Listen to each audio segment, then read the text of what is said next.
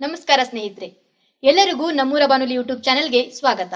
ಇವತ್ತಿನ ಈ ವಿಡಿಯೋದಲ್ಲಿ ಒಂದು ರೋಚಕವಾದ ಮತ್ತೊಂದು ಅದ್ಭುತವಾದ ವಿಷಯವನ್ನ ನಿಮ್ಮೆಲ್ಲರಿಗಾಗಿ ಹೊತ್ತು ತಂದಿದ್ದೀವಿ. ಈ ವಿಷಯದ ಕುರಿತು ನಾವು ಡಿಟೇಲ್ ಆಗಿ ವಿಡಿಯೋದಲ್ಲಿ ನೋಡೋಣಂತ. ಅದೇ ರೀತಿ ಈ ವಿಡಿಯೋ ನೋಡಿದ್ಮೇಲೆ ನಿಮಗೆ ಏನು ಅನ್ನಿಸ್ತು ಅಥವಾ ಈ ವಿಷಯದ ಬಗ್ಗೆ ಏನಾದರೂ ಹೇಳ್ಕೊಳ್ಬೇಕಿತ್ತು ಅಂತ ಅನ್ಸಿದ್ರೆ ದಯವಿಟ್ಟು ಕಮೆಂಟ್ ಮೂಲಕ ಅದನ್ನ ನಮ್ಮೊಟ್ಟಿಗೆ ಹಂಚ್ಕೊಳ್ರಿ ಅಂತ ಹೇಳ್ತಿದ್ದೀನಿ. ಬರ್ರಿ, ಹಂಗಿದ್ರ ಇನ್ನು ತಡ ಮಾಡೋದು ಬೇಡ, ಈ ವಿಡಿಯೋವನ್ನ ನೋಡ್ಕೊಂಡು ಬರೋಣ.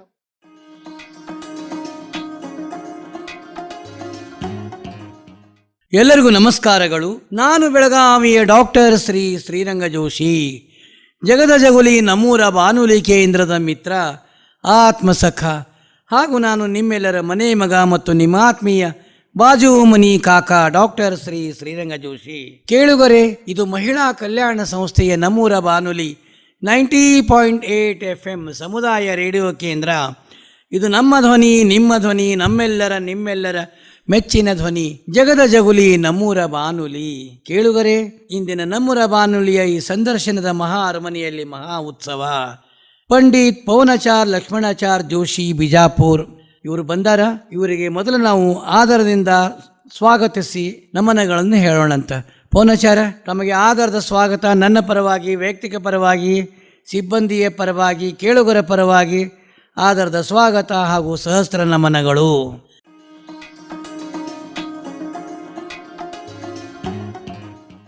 ಕೇಳುಗರೆ, ನಮ್ಮೂರ ಬಾನುಲಿ ನಮ್ಮ ನಾಡು ನುಡಿ, ಕಲೆ, ಸಾಹಿತ್ಯ ಮತ್ತು ಸಂಗೀತ, ವೈದ್ಯಕೀಯ, ನ್ಯಾಯಾಲಯ, ಶೈಕ್ಷಣಿಕ ಹೀಗೆ ಹಲವಾರು ಕ್ಷೇತ್ರಗಳಲ್ಲಿ ಸಾಧನೆ ಮಾಡಿದಂಥ ಮಹನೀಯರನ್ನು, ಮಹಿಳೆಯರನ್ನು ಪರಿಚಯ ಮಾಡಿಕೊಡುವುದೇ ನಮ್ಮೂರ ಬಾನುಲಿ ಕೇಂದ್ರದ ಮುಖ್ಯ ಉದ್ದೇಶ. ಕೇಳುಗರೆ, ಇಂದಿನ ಮಹಾ ಅತಿಥಿಗಳಾದಂಥ ವಿದ್ವನ್ಮಣಿಗಳು, ವಿದ್ಯಾರತ್ನರು ಆದಂತಹ ಶ್ರೀ ಪಂಡಿತ್ ಪವನಾಚಾರ್ ಜೋಶಿ ಅವರು, ಇವರು ಕೂಡ ಪ್ರಜ್ಞಾವಂತ, ಧೀಮಂತ, ಸತ್ಯಧರ್ಮ ಸಾಮ್ರಾಜ್ಞೆ, ಅಚ್ಚ ಕನ್ನಡಿಗರು ಹೌದು. ವಾಡಿಕೆಯಂತೆ ಒಂದು ಪುರಂದರದಾಸರ ಒಂದು ಸುಂದರ ಹಾಡು, ವ್ಯಾಸರಾಯರ ಕೃತ. ದಾಸರಾಯ ಪ್ರತಿವಾಸರದೋಳು ಶ್ರೀನಿವಾಸನ ತೋರು ದಯಾ ಸಾಂದ್ರ, ದಾಸರಾಯ ಪುರಂದರ ದಾಸರಾಯ ವರದ ನಾಮಕ ಭೂಮಿ ಸೂರನ ಮಡದಿಯ ಬಸಿರಲಿ ಜನಿಸಿ ಬಂದು ಮೆರೆದೆ ಧಾರುಣಿಯೋಳು, ದಾಸರಾಯ ಪ್ರತಿವಾಸರದಲ್ಲಿ ಶ್ರೀನಿವಾಸನ ತೋರೋ ದಯಾ ಸಾಂದ್ರ, ದಾಸರಾಯ ಪುರಂದರ ದಾಸರಾಯ ಮನೆಧನ ಧಾನ್ಯ ವಾಹನ ವಸ್ತುಗಳನ್ನೆಲ್ಲ ತೃಣಕ್ಕೆ ಬಗೆದು ಕೃಷ್ಣಾರ್ಪಣ ಎಂದೇ ಬುಧರಿಗೆ, ದಾಸರಾಯ ಪುರಂದರ ದಾಸರಾಯ ವ್ಯಾಸರಾಯರಲಿ ಭಾಸುರ ಮಂತ್ರೋಪದೇಶವ ಕೊಂಡು ರಮೇಶನ ಒಲಿಸಿದೆ, ದಾಸರಾಯ ಪುರಂದರ ದಾಸರಾಯ ತೀರ್ಥಕ್ಷೇತ್ರಗಳಲ್ಲಿ ಮೂರ್ತಿ ಮಹಿಮೆಗಳ ಕೀರ್ತಿಸಿ ಜಗದಿ ಮೆರೆದೆ ಕೃತಾರ್ಥ ಎನಿಸಿದೆ, ದಾಸರಾಯ ಪುರಂದರ ದಾಸರಾಯ ಪಾತಕವನ ನಿಧಿ ಪೋತನೆ ನಿಜ ಜಗ ನಾಥ ವಿಠಲ ಸಂಪ್ರೀತಿಯ ಪಡೆದೆನಿ, ದಾಸರಾಯ ಪುರಂದರ ದಾಸರಾಯ, ದಾಸರಾಯ ಪ್ರತಿವಾಸರದಲ್ಲಿ ಶ್ರೀನಿವಾಸನ ತೋರೋ ದಯಾ ಸಾಂದ್ರ, ದಾಸರಾಯ ಪುರಂದರ ದಾಸರಾಯ, ದಾಸರಾಯ ಪುರಂದರ ದಾಸರಾಯ. ಆಚಾರ್ಯರೇ, ಮನುಷ್ಯನ ಜನ್ಮದೊಳಗೆ ಹುಟ್ಟು ಅನ್ನೋದು ಒಂದು ಸುಂದರ ಹಂದ್ರ ಆಗ್ತದೆ. ಆ ಹುಟ್ಟಿನೊಳಗೆ ತಂದೆ ತಾಯಿ, ಬಂಧು ಬಳಗ, ಗುರು ಹಿರಿಯರು, ಅಣ್ಣ ತಮ್ಮಂದಿರು, ಅಕ್ಕ ತಂಗಿಯರು, ಸಮಾಜದವರಿಂದ ಒಂದೊಂದು ಸಂಸ್ಕಾರವನ್ನು ನಾವು ಪಡ್ಕೋತೀವಿ. ಇವತ್ತಿನ ನಿಮ್ಮ ಈ ಧೀಮಂತ ಶ್ರೀಮಂತ ಒಂದು ವೈದ್ಯಕೀಯ ಪ್ರಪಂಚದಲ್ಲಿ ಹಿಮಾಲಯಕ್ಕೂ ಮೆಟ್ಟಿ ನೀರಿನಂಥ ಒಂದು ವ್ಯಕ್ತಿತ್ವವನ್ನು ನೀವು ಬೆಳೆಸ್ಕೊಂಡಿರಿ. ಇದಕ್ಕೆಲ್ಲ ಕಾರಣ ನಿಮ್ಮ ಬಾಲ್ಯ, ತಂದೆ ತಾಯಿ ಹುಟ್ಟು. ನಮ್ಮ ಕೇಳುಗರಿಗೆ ಎಲ್ಲವನ್ನು ವಿವರವಾಗಿ ಹೇಳ್ರಿ. ಮೊದಲಿಗೆ ಧನ್ಯವಾದಗಳು. ಜೋಶಿ ಅವರಿಗೂ ಕೂಡ ಧನ್ಯವಾದಗಳನ್ನು ಹೇಳುತ್ತಾ, ನಮ್ಮೂರ ಬಾನುಲಿ 90.8 FM ಈ ಒಂದು ಎಲ್ಲ ಸಮಿತಿಯವರಿಗೂ ಕೂಡ ಧನ್ಯವಾದಗಳನ್ನು ತಿಳಿಸುತ್ತಾ, ಪರಿಚಯ ಹೇಳಬೇಕು ಅಂತಂದರೆ ಮಾಯಾನಗರಿ ಆಗಿರುವಂತಹ ಮುಂಬೈ, ಆ ಮುಂಬೈ ಗುರುಕುಲದಲ್ಲಿ ಸತ್ಯಧ್ಯಾನ ವಿದ್ಯಾಪೀಠದ ಒಂದು ಸಂಚಾಲಕ ಹಾಗೂ ಕುಲಪತಿಗಳಾಗಿರುವಂತಹ ಮಾಹುಲಿ ಆಚಾರ್ಯರ ಒಂದು ಸನ್ನಿಧಾನದಲ್ಲಿ ನಮ್ಮ ಸನಾತನ ಹಿಂದೂ ಸಂಸ್ಕೃತಿ ಹೇಳುವ ಪ್ರಕಾರ ಗುರುಕುಲದ ಆ 12 ವರ್ಷಗಳನ್ನು ಅಲ್ಲಿ ಅಧ್ಯಯನವನ್ನು ಮಾಡಿ ಆಚಾರ್ಯ ತಂದೆ ತಾಯಿ ಊರು ಹೇಳ್ರಲ್ಲ, ಅವರಿಂದ ಕೃತಾರ್ಥರಾಗಿ ತಂದೆ ತಾಯಿಗಳು ಬಂದು ಇವರು ವಿಜಾಪುರ, ತಾಯಿ ಇಲ್ಲೇ ಕುಲಗೋಡ್ ಅಂತ ಹೇಳಿ ಬರುವಂತಹ ಒಂದು ಹಳ್ಳಿ ಗ್ರಾಮ. ಆ ಕುಲಗೋಡದ ಅರ್ಚಕರು ನಮ್ಮ ಮಾತಾಮಹ. ತಂದೆಯವರು ಲಕ್ಷ್ಮಣಾಚಾರ್ಯ ಜೋಶಿ, ಇವರು ಲಚ್ಚಾಣದಲ್ಲಿ ಇಂಡಿ ಹತ್ತಿರ ಬರುವಂತಹ, ಬಿಜಾಪುರ ಜಿಲ್ಲೆ ಇಂಡಿ ತಾಲೂಕು ಹತ್ತಿರ ಬರುವಂತಹ ಲಚ್ಚಾಣ ಸಿದ್ದಪ್ಪ ಮಹಾರಾಜ ಅತ್ಯಂತ ಪ್ರಸಿದ್ಧರಾಗಿರುವಂತಹ ಒಬ್ಬ ಮೇರು ವಿಭೂತಿ ಪುರುಷರು. ಅಂತಹ ಒಂದು ಲಚ್ಚಾಣದ ಗ್ರಾಮದಲ್ಲಿ ನಮ್ಮ ತಂದೆಯವರು ಹೊಲ ಮನೆ ಇವುಗಳನ್ನು ಮಾಡ್ಕೋತ ಬಂದಿರುವಂಥವರು. ಈ ತಂದೆ ತಾಯಿಗಳು ಇವರು ವಿಜಾಪುರ ಗ್ರಾಮದಲ್ಲಿ ಬಂದು ಅಲ್ಲಿ ಸರ್ಕಾರಿ ಒಂದು ಶಾಲೆಯಲ್ಲಿ ಅಧ್ಯಾಪಕರಾಗಿ ತಮ್ಮ ಜೀವನವನ್ನು, ಅಂದ್ರೆ ಇಬ್ರು ವೃತ್ತಿ ಒಳಗಿದ್ರು, ಇಬ್ರು ಆ ವೃತ್ತಿಗಳಲ್ಲಿ ಆಗಿದ್ರು. ಅಂತಹ ಆ ವಿಜಾಪುರದಲ್ಲಿ ನಾನು ವಿಜಾಪುರದಿಂದ ಮುಂಬೈಗೆ ತೆರಳಿದೆ. ಮುಂಬೈಯಲ್ಲಿ ಅನೇಕ ವರ್ಷಗಳವರೆಗೆ ಮಾಹುಲಿ ಆಚಾರ್ಯರ ಸನ್ನಿಧಾನದಲ್ಲಿ. ಅದು ಎಷ್ಟು ವರ್ಷ ಇರ್ತದೆ ಅಂದಾಜು? ಅದು ಒಂದು ಸಾಮಾನ್ಯವಾಗಿ 14 ವರ್ಷಗಳು ಆಗ್ತದೆ. ಆಮೇಲೆ ತರುವಾಯ ಆದ ಮೇಲೆ ಮತ್ತೆ PhD ಅಂತ ನಾವು ಹೆಂಗೆ ಹೇಳ್ತೀವಿ ಹಂಗೆ ವ್ಯಾಸಂಗವನ್ನು ಮಾಡಿ ಅಲ್ಲಿಂದಲೇ ಕಳಿಸ್ತಾರೆ. ಸುಮಾರು 14 ಅಥವಾ 16 ವರ್ಷ ಅಂತ ನಾವು ಹಿಡಿದುಕೊಳ್ಳಬಹುದು. ಹೀಗೆ ಪುರಾಣ ವೇದ ನೀವು ಅಂದ್ರೆ MA ಅಂತ ಹೇಳ್ಕೋತೀರಲ್ಲ? MA ಅಂತ, ಇದು ವ್ಯಾಸಂಗದ MA ಇದ್ದಂಗೆ. ಅದೇ ಇರ್ಲಿ ಅಂದ್ರೆ ಡಿಗ್ರಿ ಅದಲ್ಲ, ಅದಕ್ಕಿದ್ರೆ ಡಿಗ್ರಿ ಇದ್ದ ಹಾಗೆ. ಯಾಕಂದ್ರೆ PhD ಮಾಡ್ತಾರಲ್ಲ ಡಾಕ್ಟರ್, ಬೇಕಾದಷ್ಟು ಜನ ಇದ್ದಾರೆ ಇಲ್ಲೇ ಪಂಡಿತರಿದ್ರೆ. ಹೌದು. ಆ ರೀತಿಯಾಗಿ ಅಧ್ಯಯನದ ಒಂದು ಅಂಗವಾಗಿ ಅಧ್ಯಯನವನ್ನು ಮಾಡಿದೆ. ತರುವಾಯ 2010 ಬೆಳಗಾವಿ ಗ್ರಾಮದಲ್ಲಿ ವೇಣು ಗ್ರಾಮಕ್ಕೆ ಪ್ರವೇಶ. ಈ ಊರಿನಲ್ಲಿ ಇದ್ದು ಪಾಠ ಪ್ರವಚನ. ಈ ಊರಿಗೆ ಬಂದ ಕಾರಣ ಏನ್ರಿ? ಇಲ್ಲಿ ವಿಶೇಷವಾಗಿ ಅಂದ್ರೆ ನೀವು ಬಿಜಾಪುರದವ್ರಲ್ಲ, ಅದಕ್ಕೆ ಹೇಳ್ತೀನಿ. ಬಿಜಾಪುರದವರಾಗಿದ್ರು ಕೂಡ ಈ ಊರದೊಳಗ ಇದೊಂದು ಸತ್ಯಧ್ಯಾನ ತೀರ್ಥರ ಒಂದು ತವರೂರು. ಸತ್ಯಧ್ಯಾನ ತೀರ್ಥರು ಮತ್ತು ಗೋಕಾಕ್ ಜಿಲ್ಲೆಯಲ್ಲಿ ಇರುವಂತಹ ಸತ್ಯವೀರ ತೀರ್ಥರ ಒಂದು ತವರೂರು. ಹೀಗಾಗಿ ಗುರುಗಳು ಆಜ್ಞೆ ಮಾಡಿದರು, ಇಲ್ಲ ಬೆಳಗಾವಿಗೆ ಹೋಗಿ ವಿಶೇಷವಾಗಿ ಧರ್ಮ ಪ್ರಚಾರವನ್ನು ಮಾಡುವಂತ ಗುರುಗಳ ಆದೇಶದ ಅನುಸಾರವಾಗಿ ಗುರುಗಳ ಅನುಗ್ರಹ ಪ್ರಕಾರ ಬರುವ ಪ್ರಸಂಗ ಆಯಿತು. ಅಂತಹ ಈ ಊರಿನಲ್ಲಿ ಬಂದು ಮುಂಜಾನೆ ವಿಶೇಷವಾಗಿ ಅನೇಕ ಯುವಕರು ಯುವತಿಯರು ಮತ್ತು ಗೃಹಸ್ಥರು ಇವರೆಲ್ಲರೂ ಬರ್ತಾರೆ. ಅವರಿಗೆ ವೇದ ಪುರಾಣ ಅಥವಾ ನಮ್ಮ ಮಧ್ವಾಚಾರ್ಯರು ಮತ್ತು ಸನಾತನ ಹಿಂದೂ ಪುರಾಣ ವೇದಗಳಾಗಲಿ ಅವುಗಳ ಬಗ್ಗೆ ಒಂದು ಪಾಠ, ಹೀಗೆ ಆ ಪಾಠವನ್ನು ಹೇಳುತ್ತಾ ನಾವು ವೈದಿಕ ವೃತ್ತಿಯಲ್ಲಿ ಇದ್ದೇನೆ. ಮತ್ತು ವಿಶೇಷವಾಗಿ ವೈದಿಕ ಕರ್ಮಗಳು ನಮ್ಮ ಜೀವನದಲ್ಲಿ ಎಷ್ಟು ಪ್ರಮುಖವೋ ಹಾಗೆ ಆ ಕರ್ಮಕ್ಕೆ ಅನುಗುಣವಾಗಿ ನಾವು ನಮ್ಮ ಜೀವನವನ್ನು ನಡೆಸುವುದು ಕೂಡ ಅಷ್ಟು ಪ್ರಾಮುಖ್ಯತೆಯನ್ನು ಪಡೆದಿದೆ. ಅಂದ್ರೆ ನಮ್ಮ ಜೀವನಕ್ಕೆ ಅವ್ರವ್ರ ಧರ್ಮದ ಮಹತ್ವ ಅರ್ಥ. ಹೌದು. ಯಾವುದೇ ಧರ್ಮ ಇರಲಿ ಅವ್ರು ತಿಳ್ಕೋಬೇಕಾದ್ರೆ ಧರ್ಮಾನುಸಾರವಾಗಿ ನಡಿಬೇಕು ಅಂತ ಹೇಳಿ ಹೇಳುವಂತಹ ಒಂದು ವಿಷಯ. ಹೀಗಾಗಿ ಧರ್ಮ ಯಾವುದೇ ಆಗಲಿ ಸನಾತನ ಧರ್ಮ ಒಂದೇ.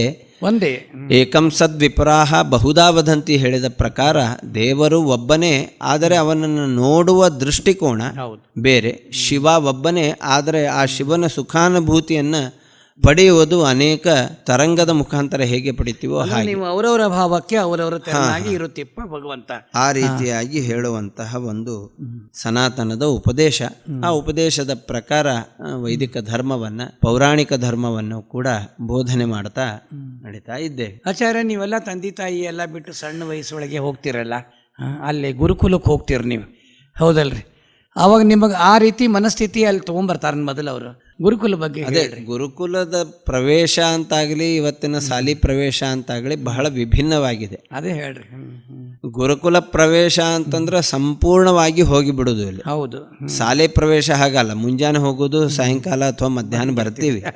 ಆದರೆ ಗುರುಕುಲ ಪ್ರವೇಶ ಹಾಗಲ್ಲ. ಗುರುಕುಲ ಪ್ರವೇಶ ಸಮಿತ್ಪಾಣಿ ಶ್ರೋತ್ರಿಯಂ ಬ್ರಹ್ಮನಿಷ್ಠಂ.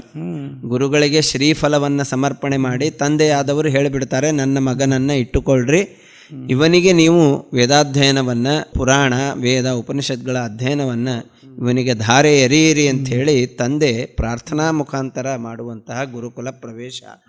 ಇಲ್ಲಿ ಗುರುಕುಲದೊಳಗ ಗುರುಕುಲ ಪ್ರವೇಶ ಏನು ಅಂತಂದ್ರೆ ಸಂಪೂರ್ಣ ಶಿಲೆಯಾಗಿ ಹೊರಗೆ ಬರುವುದೇನೆ ಗುರುಕುಲ ಪ್ರವೇಶ. ಪ್ರವೇಶ ಇಲ್ಲೇ ಎಲ್ಲಾನು ಇರ್ತದೆ.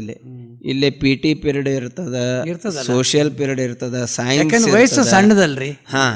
ಸೈನ್ಸ್ ಇರ್ತದ, ಎಲ್ಲಾನು ಇರ್ತದೆ. ಇದಕ್ಕಿಂತಲೂ ಮಿಗಿಲಾಗಿ ನಮ್ಮ ಸನಾತನ ಹಿಂದೂ ಧರ್ಮದ ಅಂಗಗಳು ವೇದ, ಉಪನಿಷತ್ತು.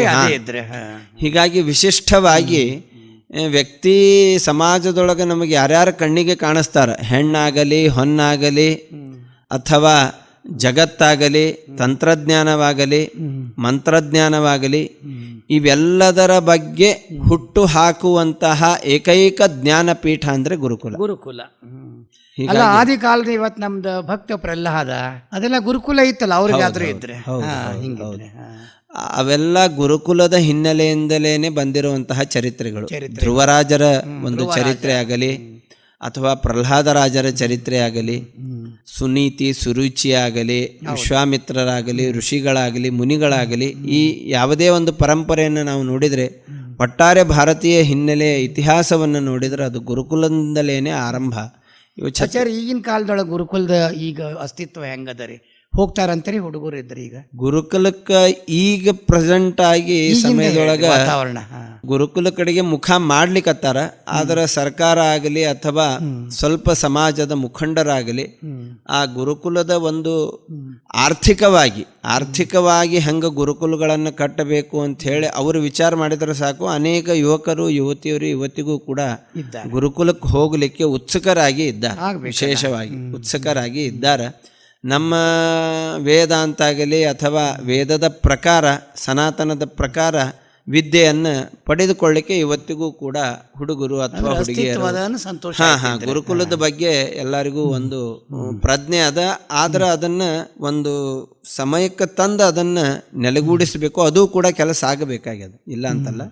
ಮೊದ್ಲು ಹೆಂಗ 14ನೇ ಶತಮಾನ 13ನೇ ಶತಮಾನದೊಳಗೆ ಸಂಪೂರ್ಣವಾಗಿ 83 ಲಕ್ಷಗಳಿಗಿಂತಲೂ ಹೆಚ್ಚು ಗುರುಕುಲ ಇದ್ದು ಭಾರತದೊಳಗೆ.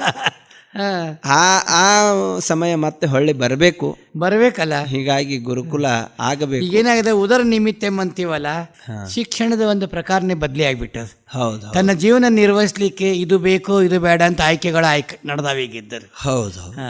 ಹೀಗಾಗಿ ಆ ಗುರುಕುಲ ಪದ್ಧತಿ ಅಂತ ಅನ್ನೋದು ಬರಬೇಕು. ಇವೇ ಇನ್ನೂ ಹೆಚ್ಚಾಗಿ ಆ ಗುರುಕುಲದ ಬರ್ಲಿ ಪದ್ಧತಿಗಳು ನೆಲೆ. ನಮ್ಮ ಸನಾತನ ಧರ್ಮ ಗಟ್ಟಿಯಾಗಿ ಉಳ್ಕೋಬೇಕಾದ್ರೆ ಹೌದು, ಗುರುಕುಲನೇ ಅದಕ್ಕೆ ಅಡಿಪಾಯ. ಗುರುಕುಲನೇ ಮೇನ್ ಬೇಸ್ಮೆಂಟ್. ಆ ಬೇಸ್ಮೆಂಟ್ ದಿಂದಲೇನೆ ನಾವು ಸನಾತನ ಧರ್ಮವನ್ನ ವಿಸ್ತಾರವಾಗಿ ಸಮಾಜದಲ್ಲಿ ಆಗಲಿ ಅಥವಾ ಬೇರೆ ಒಂದು ಪಂಥಗಳಲ್ಲಾಗಲಿ ನಾವು ಅದನ್ನು ವಿಸ್ತಾರವಾಗಿ ಹರಡಬಹುದು. ಹೀಗಾಗಿ ಗುರುಕುಲ ಅತ್ಯಂತ ಪ್ರಾಥಮಿಕವಾದ ಹಂತ. ಹೀಗಾಗಿ ಗುರುಕುಲದಲ್ಲಿ ಪ್ರವೇಶ ಮಾಡಿದ ಯುವಕರಾಗಲಿ ಯುವತಿಯರಾಗಲಿ ಸಂಪೂರ್ಣ ಜ್ಞಾನವನ್ನು ಪಡಿತಾರೆ. ಯಾವುದೇ ಕ್ಷೇತ್ರವಾದಂಥ ಅಗಾಧವಾದಂಥ ಸಂಪೂರ್ಣತೆ ಜ್ಞಾನ ಪಡ್ಕೊಂಡೆ ನೀವು ಹೊರಗೆ ಬರ್ತೀರಿ. ಯಾವುದೇ ಒಂದು ಕ್ಷೇತ್ರದೊಳಗೆ ನೀವು ಅವರಿಗೆ ಹಾಕ್ರಿ, IT BT ಒಳಗೆ ಹಾಕ್ರಿ ಅಥವಾ ಹಾರ್ಡ್ವೇರ್ ಒಳಗೆ ಹಾಕ್ರಿ, ಸಾಫ್ಟ್ವೇರ್ ಒಳಗೆ ಹಾಕ್ರಿ, ಇಲ್ಲ ಶಿಕ್ಷಕ ವೃತ್ತಿ ಒಳಗೆ ಹಾಕ್ರಿ, ಯಾವುದೋ ಒಂದು ವ್ಯಾಪಾರದ ಒಂದು ಸಂಘದೊಳಗೆ ಹಾಕ್ರಿ. ಆ ಎಲ್ಲ ಕ್ಷೇತ್ರಗಳಲ್ಲಿ ಎದ್ದು ಬರುವಂತಹ ಒಂದು ಚಾಣಾಕ್ಷತೆ ಗುರುಕುಲ ವಿದ್ಯಾರ್ಥಿಗೆ ಇದೆ. ಹೀಗಾಗಿ ಗುರುಕುಲ ಅತ್ಯಂತ ಪ್ರಮುಖವಾಗಿದೆ.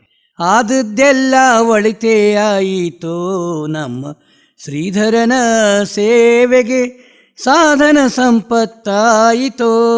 ದಂಡಿಗೆ ಬೆತ್ತ ಹಿಡಿಯುವುದಕ್ಕೆ ಮಂಡೆ ಮಾಚಿ ನಾಚುತ್ತಿದ್ದೆ, ಹೆಂಡತಿ ಸಂತತಿ ಸಾವಿರವಾಗಲಿ ದಂಡಿಗೆ ಬೆತ್ತ ಹಿಡಿಸಿದಳಯ್ಯ. ಆದದ್ದೆಲ್ಲ ಒಳಿತೇ ಆಯಿತು ನಮ್ಮ ಶ್ರೀಧರನ ಸೇವೆಗೆ, ಸಾಧನ ಸಂಪತ್ತಾಯಿತು. ಗೋಪಾಳ ಬುಟ್ಟಿ ಹಿಡಿಯುವುದಕ್ಕೆ ಭೂಪತಿಯಂತೆ ಗರ್ವಿಸುತ್ತಿದ್ದೆ, ಆ ಪತ್ನಿ ಕುಲ ಸಾವಿರವಾಗಲಿ ಗೋಪಾಳ ಬುಟ್ಟಿ ಹಿಡಿಸಿದಳಯ್ಯ. ಆದದ್ದೆಲ್ಲ ಒಳಿತೇ ಆಯಿತು ನಮ್ಮ ಶ್ರೀಧರನ ಸೇವೆಗೆ, ಸಾಧನ ಸಂಪತ್ತಾಯಿತು. ತುಳಸಿ ಮಾಲೆ ಹಾಕುವುದಕ್ಕೆ ಅರಸನಾಗಿ ನಾಚುತ್ತಿದ್ದೆ, ಸರಸೀಜಾಕ್ಷ ಪುರಂದರ ವಿಠಲ ತುಳಸಿ ಮಾಲೆ ಹಾಕಿಸಿದನು. ಆದಿದ್ದೆಲ್ಲ ಒಳಿತೇ ಆಯಿತು ನಮ್ಮ ಪುರಂದರ ವಿಠಲ. ವಿಠಲ ವಿಠಲ. ಆಚಾರ್ಯರೇ, ಇನ್ನು ಕೆಲವೇ ದಿನಗಳಲ್ಲಿ ನಾರದರೇ ಪುರಂದರು. ಪುರಂದರದಾಸರ ಆರಾಧನೆಯನ್ನು ನಮ್ಮ ಕರ್ನಾಟಕದಾದ್ಯಂತ, ಇನ್ನು ಪೂರ್ತಿ ಭಾರತದಲ್ಲಿ ಕೂಡ ನಾವು ಆಚರಿಸ್ತಾರೆ ಅಂತ ಹೇಳ್ತೀವಿ ನಾವೀಗ. ಪುರಂದರದಾಸರದ ಮಹತ್ವ ಮಹಾತ್ಮೆ ಏನು ಅಂತಂದ್ರೆ 4.5 ಲಕ್ಷ ಕೀರ್ತನೆಗಳನ್ನು ನಮಗೆ ಬರೆದು ಕೊಟ್ಟು ನಮ್ಮ ಕರ್ನಾಟಕದ ನೆಲ ಜಲ ಕನ್ನಡ ಭಾಷೆಯ ಸಂಪತ್ತನ್ನು ಹೆಚ್ಚಿಸಿಕೊಟ್ರು. ಮೇನವಾಗಿ ಹರಿದಾಸ ಪರಂಪರೆಯಲ್ಲಿ ಇವರು ಎತ್ತರ ಮಟ್ಟಕ್ಕಿದ್ದವರು ಶ್ರೀ ಪುರಂದರದಾಸರು ಅಂತ ಹೇಳ್ತೀವಿ. 4 ಲಕ್ಷ ಕೃತಿಗಳನ್ನು ಬರೆಯೋದಂದ್ರೆ ಅಷ್ಟು ಸಹಜ ಅಲ್ಲ. ವೈರಾಗ್ಯ, ಜ್ಞಾನ, ಭಾವ, ಭಕ್ತಿ ಹಲವಾರು ಪ್ರಕಾರಗಳಿಗೆ ಸಂಬಂಧಪಟ್ಟಂಥ ಕೀರ್ತನೆಗಳನ್ನು ಬರೆದರು. ಅವರು ನಮ್ಮ ಕನ್ನಡ ಸಾಹಿತ್ಯಕ್ಕೆ ಏನದಲ್ಲ ಭಾಳ ಮಹತ್ವದ. ಈಗ ಪಠ್ಯ ಪುಸ್ತಕಕ್ಕಾತು, ನಮ್ಮ ಜೀವನಕ್ಕಾತು, ಕಾಲೇಜಿಗಾತು, PhDಗಾತು ಅವರೊಂದು ಅಪಾರ ಕೊಡುಗೆ ಕೊಟ್ಟು ನಮ್ಮ ಕನ್ನಡ ಭಾಷೆಯ ಸಂಪತ್ತನ್ನು ಹೆಚ್ಚಿಸಿ ಹೋಗ್ಯಾರ. ಈಗ ನಾವು ದಾಸರೆಂದರೆ ಶ್ರೀ ಪುರಂದರದಾಸರು ಈ ಅಂಕಿತದಲ್ಲಿ, ನಾಮಧೇಯದಲ್ಲಿ ಒಂದು ಉಪನ್ಯಾಸ ರೂಪವನ್ನು ನಮಗೆ ಕೊಡ್ರಿ.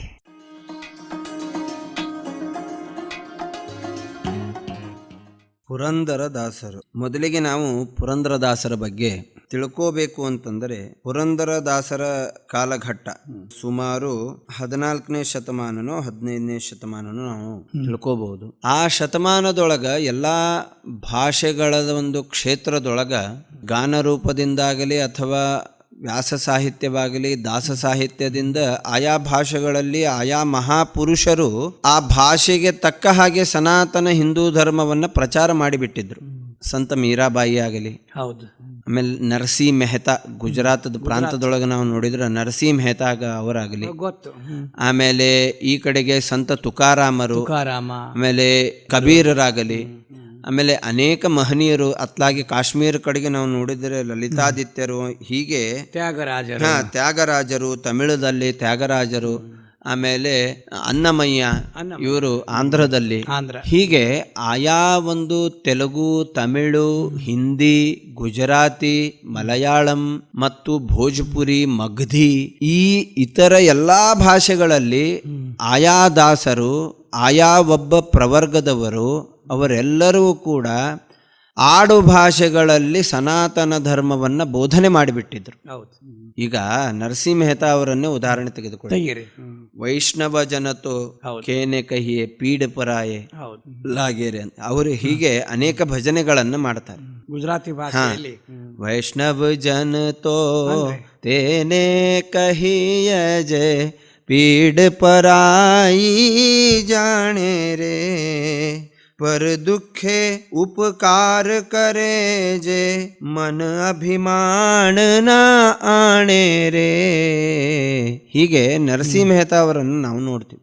ನರಸಿ ಮೆಹ್ತಾ ಅವರು ಅನೇಕ ಕೃತಿಗಳನ್ನು ರಚನೆ ಮಾಡಿ, ಸಂತ ಮೀರಾಬಾಯಿ ಆಗಲಿ ಅವರು ಕೂಡ ಅನೇಕ ಕೃತಿಗಳನ್ನು ರಚನೆ ಮಾಡಿ ಸನಾತನ ಧರ್ಮದ ಒಂದು ಕೈಗನ್ನಡಿಯನ್ನ ಆಯಾ ಭಾಷಿಗರಿಗೆ ಅವರು ಕೊಟ್ಟರು. ಆದರೆ ಕನ್ನಡ ಒಂದು ಬಿಟ್ಟು ಎಲ್ಲ ಭಾಷೆಗಳಲ್ಲಿಯೂ ಕೂಡ ನಾವು ಕಾಣಬಹುದು. ಹಾಗೆ ಪುರಂದರದಾಸರು ಕೂಡ ಆ ಒಂದು ಶತಮಾನದೊಳಗ, ವ್ಯಾಸರಾಯರ ಒಂದು ಶತಮಾನದೊಳಗ, ವ್ಯಾಸರಾಯರ ಒಂದು ಕಾಲದೊಳಗ ವ್ಯಾಸರಾಯರಿಂದ ಪರಮಾನುಗ್ರಹವನ್ನು ಪಡೆದು ಪುರಂದರದಾಸರು ತಾವು ದಾಸ್ಯತ್ವವನ್ನು ಸ್ವೀಕಾರ ಮಾಡ್ತಾರೆ. ಸುಮ್ಮ ಏನು ಕಾಚಿ ಕೂಚಿ ಬಾಬಾಗತ್ಲೆ ಸುಮ್ಮೊಂದು 2 ಒಪ್ಪತ್ತು ಊಟ ಬೇಕು ನನಗ ಅಂತ ಹೇಳಿ ದಾಸ್ಯತ್ವವನ್ನು ಪಡೀಲಿಲ್ಲ. ವ್ಯಾಸರಾಜರಿಂದ ಅಂಕಿತವನ್ನು ಪಡೆದು, ನೀವೇ ತಿಳ್ಕೊಂಡಿರ್ಬೋದು, ಗ್ರಾಸಕ್ಕಿಲ್ಲದೆ ಹೋಗಿ ಪರರ ಮನೆಗಳ ಪಕ್ಕು ದಾಸನೆಂದು ತುಳಸಿ ಮಾಲೆಯ ಧರಿಸಿ, ಹಾಗೆ ದಾಸ್ಯತ್ವವನ್ನು ಪಡೀಲಿಲ್ಲ.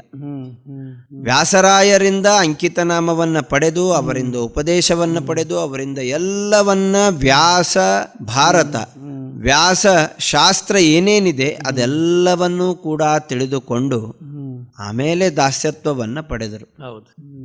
ದಾಸ್ಯತ್ವವನ್ನು ಪಡೆದಿರುವಂತಹ ಪ್ರಸಂಗ ಎಲ್ಲ ಕಡೆಗೆ ಎಲ್ಲ ಭಾಷೆಗಳಲ್ಲಿ ದಾಸ್ಯತ್ವ ಅಂತ ಅನ್ನೋದು ಪ್ರತಿಬಿಂಬಿತವಾಗಿ ಬಿಟ್ಟಿತ್ತು.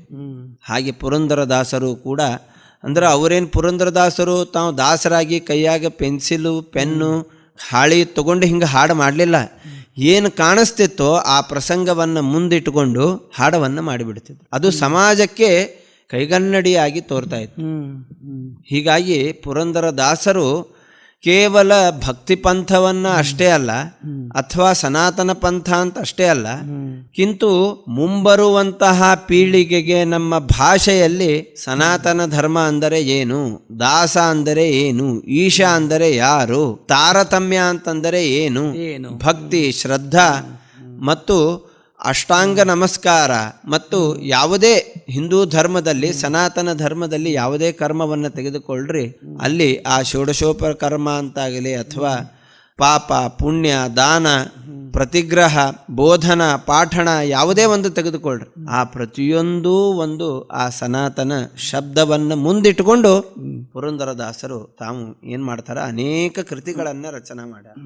ಹೀಗಾಗಿ ಆ ಪುರಂದರದಾಸರ ವೈಶಿಷ್ಟ್ಯ ಅಂತಂದರೆ ಆಧ್ಯಾತ್ಮಿಕವಾಗಿ ಏನು ಉಪದೇಶ ಮಾಡ್ತಾರೋ ಅದು ಮುಂದಿಂದು, ಆದರೆ ಅವರು ಆ ಕನ್ನಡ ಭಾಷೆಯಲ್ಲಿ ಸಮಗ್ರವಾಗಿರುವಂತಹ ಎಷ್ಟು ಸಾಧ್ಯದನೋ ಆ ವ್ಯಾಸನ ಶಾಸ್ತ್ರ, ವ್ಯಾಸರು ರಚನೆ ಮಾಡಿರುವಂತಹ ಪುರಾಣದ ಸಾರ, ಮಧ್ವಾಚಾರ್ಯರು ತಿಳಿಸಿಕೊಟ್ಟಿರುವಂತಹ ತತ್ವಬೋಧನೆ, ರಾಮಾನುಜಾಚಾರ್ಯರು ತಿಳಿಸಿರುವಂತಹ ಅನೇಕ ಶಾಸ್ತ್ರದ ಗಂಟುಗಳನ್ನು, ಶಂಕರಾಚಾರ್ಯರು ಬೋಧನೆ ಮಾಡಿರುವಂತಹ ಅನೇಕ ವಿಧವಾಗಿರುವಂತಹ ಸನಾತನ ಹಿಂದೂ ಧರ್ಮದ ವೇದದ ಅವಿಭಾಜ್ಯ ಅಂಗವಾಗಿರುವಂತಹ ಅನೇಕ ತತ್ವಗಳನ್ನು ಮಹಾಭಾರತ, ರಾಮಾಯಣ, ಭಾಗವತವಾಗಲಿ ಆ ಎಲ್ಲ ತತ್ವಗಳನ್ನು ಆಡು ಭಾಷೆಯಲ್ಲಿ ತಂದು ಗದ್ಯವಾಗಲಿ, ಪದ್ಯವಾಗಲಿ, ಹಾಡಿನ ರೂಪವಾಗಲಿ ಅವುಗಳ ರೂಪವನ್ನು ಕೊಟ್ಟು ನಮಗೆ ಪುರಂದರದಾಸರು ಅದನ್ನು ತಿಳಿಸಿಕೊಡ್ತಾರೆ. ಹೀಗೆ ಪುರಂದರದಾಸರು ಕೇವಲ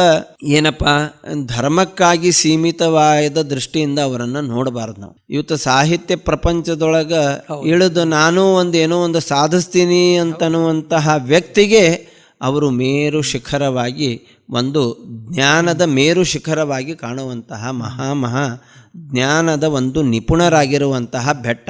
ಹೀಗಾಗಿ ಪುರಂದರದಾಸರನ್ನು ನಾವು ಸಾಹಿತ್ಯಿಕ ಒಂದು ದೃಷ್ಟಿಯಿಂದ ನೋಡಿದಾಗ ಅವರ ಕೃತಿಗಳು, ಅವರು ಬರೆದಿರುವಂತಹ ಅನೇಕ ಹಾಡುಗಳು ಇವತ್ತಿಗೂ ಕೂಡ ಸುಳಾದಿಗಳು ನಮಗೆ ಸಮಾಜಕ್ಕೆ ಒಂದು ದಾರಿ ದೀಪಗಳಾಗಿವೆ. ಹೀಗಾಗಿ ಆ ವಿಷಯದಲ್ಲಿ ಯಾವುದೇ ವಿಧವಾಗಿರುವಂತಹ ಸಂಶಯವಿಲ್ಲ. ಹೀಗಾಗಿ ಪುರಂದರದಾಸರ ಕೃತಿಗಳಾಗಲಿ ಅವು ಅತ್ಯಂತ ಏನಾಗಿವೆ, ನಮಗೆ ಜ್ಞಾನಬೋಧಕವಾಗಿವೆ. ಮತ್ತು ಪುರಂದರದಾಸರ ಹಿನ್ನೆಲೆ, ಪುರಂದರದಾಸರೇನಪ್ಪ ಭಾರಿ ಇವತ್ತು ನಿಜವಾಗಿ ಒಂದು ಮಾತು ಹೇಳಬೇಕಂತಂದ್ರೆ, ಪುರಂದರದಾಸರು ಅವರು ನೀಡಿರುವಂತಹ ಧನ ಏನದ, ಆಗ ನೀವು ಹೇಳಿದ್ರಿ ಹಾಡದೊಳಗೆ ಅವರು ಎಲ್ಲವನ್ನ ತ್ಯಾಗ ಮಾಡಿ ಬರ್ತಾರೆ ವ್ಯಾಸರಾಯರ ಹತ್ರ. ಅಂದ್ರ ನವಕೋಟಿ ನಾರಾಯಣರು ಅಂತ ಹೇಳ್ತಾರ ಅವ್ರಿಗೆ. ವೈರಾಗ್ಯ ಶಿಖಾಮಣಿ ಆದ್ರು ನವಕೋಟಿ ನಾರಾಯಣರು ಅಂತಂದ್ರ ಇದನ್ನ ಅನೇಕ ಬಾರ ನೋಡಿನಿ, ಅನೇಕ ವಾರ್ತಾಗಳಲ್ಲಿ ನೋಡಿನಿ. ದುರ್ದೈವ ಇದನ್ನ ಯಾವುದೇ ಒಬ್ಬ ಸನಾತನಿ ಹಿಂದೂಗಳಿಗೆ ಇದು ಸರಿಯಾಗಿ ತಿಳಿದಿಲ್ಲ.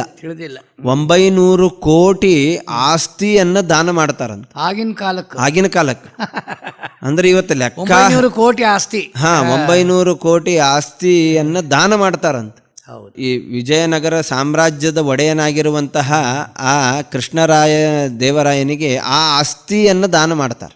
ಅಂದ್ರೆ ನೀ ಸಮಾಜಕ್ಕೂ ಉಪಯೋಗ ಮಾಡು ಅಂಥೇಳಿ ದಾನ ಮಾಡಿ ಬಂದಿರುವಂತಹ ಒಬ್ಬ ಮಹಾ ತೇಜಸ್ವಿ ಪುರುಷರು.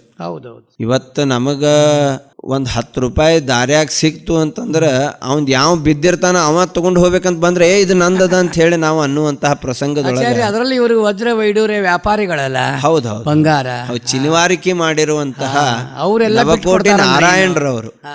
ಅದು ಮತ್ತೇನು, ಅವರು ತಮ್ಮ 40ನೇ ವಯಸ್ಸಿನಲ್ಲಿ ಅಗದಿ ಹೆಂಗ್ರಿ ಪೀಕ್ ಆಗಿ ಅಂತ ವಯಸ್ಸೊಳಗೆ ನಾ ಬೆಳಿಬೇಕು, ಸಮಾಜದೊಳಗೆ ನನ್ನ ಹೆಸರು ಬರಬೇಕು, ನಂದೇ ಬ್ರ್ಯಾಂಡು, ನಂದೇ ಪ್ರಾಡಕ್ಟ್ ಇರಬೇಕು ಅಂತ ಹೇಳಿ ಅಂತಹ ಹುಮ್ಮಸ್ಸಿರುವಂತಹ ವಯಸ್ಸದೊಳಗೆ ಅವರು 900 ಕೋಟಿ, ನಾವು ನಮ್ಮ ಗುರುಕುಲದೊಳಗೆ ಇದನ್ನ ಲೆಕ್ಕ ಹಾಕಿದ್ವಿ, 9 ಲಕ್ಷ ಕೋಟಿಗಿಂತಲೂ ಹೆಚ್ಚಿಗೆ ಬರ್ತದೆ ಇವತ್ತು ಅದ್ರದ್ದು ಬಜೆಟ್ ನಾವು ನೋಡಿದ್ವಿ ಅಂತ. 9 ಲಕ್ಷ ಕೋಟಿಗಿಂತಲ ಹೆಚ್ಚಿಗೆ ಬರುವಂತಹ ಬಜೆಟ್ ಅದು. ಅಂತಹ ಒಬ್ಬ ಬ್ರಾಹ್ಮಣ, ಆ ಬ್ರಾಹ್ಮಣ ಆ 900 ಕೋಟಿ ಹಣವನ್ನ ಆಸ್ತಿಯನ್ನು ಚರಾಸ್ತಿ, ಸ್ಥಿರಾಸ್ತಿ, ಬಂಗಾರ, ಬೆಳ್ಳಿ, ವಜ್ರ, ವೈಡೂರ್ಯ. ನೋಡ್ರಿ ಇವತ್ತು ಬಂಗಾರ ಈಗ 2 ವರ್ಷದಿಂದ ಎಷ್ಟಿತ್ತು, ಈಗ ಇನ್ನು ಪುರಂದರದಾಸರದ ಆ ಲೆಕ್ಕ ನಾವು ಹಾಕೋದ್ ಕೂತೀವಿ ಅಂದ್ರೆ ಮುಂದೆ ಇನ್ನು ಮುಂದಿನ ವರ್ಷಕ್ಕೂ ಅವ್ರದ್ದು ಅವ್ರ ಬಜೆಟ್ ಡಬಲ್ ಆಗ್ತದ. ಅಂತಹ ಆಸ್ತಿಯನ್ನ ಪುರಂದರದಾಸರು ದಾನ ಮಾಡಿ ಬಂದು ನೋಡ್ರಿ ಅವ್ರ ಹೆಂಡತಿ ಹೇಳ್ತಾರೆ ಚರಿತ್ರೆ ಒಳಗೆ, ಅವ್ರ ಹೆಂಡತಿ ಸುಮ್ಮ ಒಂದು ಬೆಳ್ಳಿ ವಾಟಗ ಇಟ್ಕೊಂಡಿದ್ಲ ಅಂತ, ಎಲ್ಲರೂ ನೀರು ಕುಡಿಲಿಕ್ಕೆ ಬೇಕಾಗ್ತಲ್ಲ. ಹಾ, ಅಂತ ಬೆಳ್ಳಿ ವಾಟಗ ಯಾಕೆ ಇಟ್ಕೊಂಡಿ ಅಂತ ಸಿಟ್ಟಿಲ್ಲ, ಅದನ್ನ ಒಗೆದು ಬಿಟ್ರಂತ. ಬಂಗಾರ ಬಿಡಬಾರಿ ನನಗೊಪ್ಪುವ ಹಂಗ ಅದನ್ನ ಅವರು ಒಗೆದು ಅಷ್ಟು ವೈರಾಗ್ಯ ಶಿಖಾಮಣಿಗಳಾಗಿ ಅವರು ದಾಸ್ಯತ್ವವನ್ನು ಪಡೆದರು. ಅವ್ರು ಏನು ರಚನಾ ಮಾಡ್ಯಾರ ಮುಂದಿನ ಮಾತು.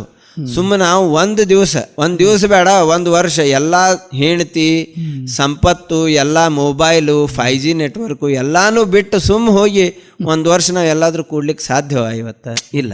ಅಂತಹ ಎಲ್ಲ ಇರುವಂತಹ ಆಸ್ತಿ ಸಂಪತ್ತು ಇರುವಂತಹ ಎಲ್ಲ ಆಸ್ತಿಯನ್ನು ಕೂಡ ಅವರು ದಾನ ಮಾಡಿ ಕೊಟ್ಟು ಈ ದಾಸ ಪಂಥವನ್ನು ಸ್ವೀಕಾರ ಮಾಡಲಿಕ್ಕೆ ಬಂದಾರ ಅಂತಂದ್ರೆ ಅವರಿಗೆ ಕನಕಾದಿಗಳಲ್ಲಿ ರೊಕ್ಕ, ರುಜಿನ, ಸಂಪತ್ತು ಎಷ್ಟು ಮೋಹ ಇತ್ತು ಅದನ್ನ ಹೆಂಗೆ ತ್ಯಾಗ ಮಾಡಿದರು, ಅದು ದೊಡ್ಡ ಮಾತದಲ್ಲ. ಅಂತ ಹೆಂಗೆ ತ್ಯಾಗ ಮಾಡಿದರು ಅವ್ರು ಹಿಂಗದರಿ. ಹಿಂಗಾಗಿ ಅದು ಇವತ್ತಿನ ಯುವಕರು ಯುವತಿಯರಾಗಲಿ ಅಥವಾ ಸಾಮಾಜಿಕ ಕ್ಷೇತ್ರಗಳಲ್ಲಿ ಅದನ್ನ ನಾವು ತಿಳ್ಕೋಬೇಕು. ಮನುಷ್ಯಾಗೆ ಎಲ್ಲಾದ್ರ ಬಗ್ಗೆ ವ್ಯಾಮೋಹ ಇರ್ತದ, ಆದ್ರೆ ಒಂದು ಹಂತ ಬಂದಾಗ ವ್ಯಕ್ತಿ ಎಲ್ಲವನ್ನೂ ತ್ಯಾಗ ಮಾಡಬೇಕು ಅಂತನ್ನುವುದನ್ನ ನಾವು ತಿಳ್ಕೋಬೇಕು ಅಂದ್ರೆ ಪುರಂದರದಾಸರ ಒಂದು ಚರಿತ್ರೆಯಿಂದ ತಿಳಿದುಕೊಳ್ಳಬೇಕು. ಅಂತಹ ಎಲ್ಲ ಆಸ್ತಿಯನ್ನ ತ್ಯಾಗ ಮಾಡಿ ಆಮೇಲೆ ವ್ಯಾಸರಾಯರ ಸನ್ನಿಧಾನದಲ್ಲಿ ಇದ್ದುಕೊಂಡು ಅವರಿಂದ ದೀಕ್ಷೆಯನ್ನ ಪಡೆದು ಆಮೇಲೆ ಅವರು ಸಮಾಜದೊಳಗೆ ಪ್ರವೇಶವನ್ನ ಪಡಿತಾರೆ.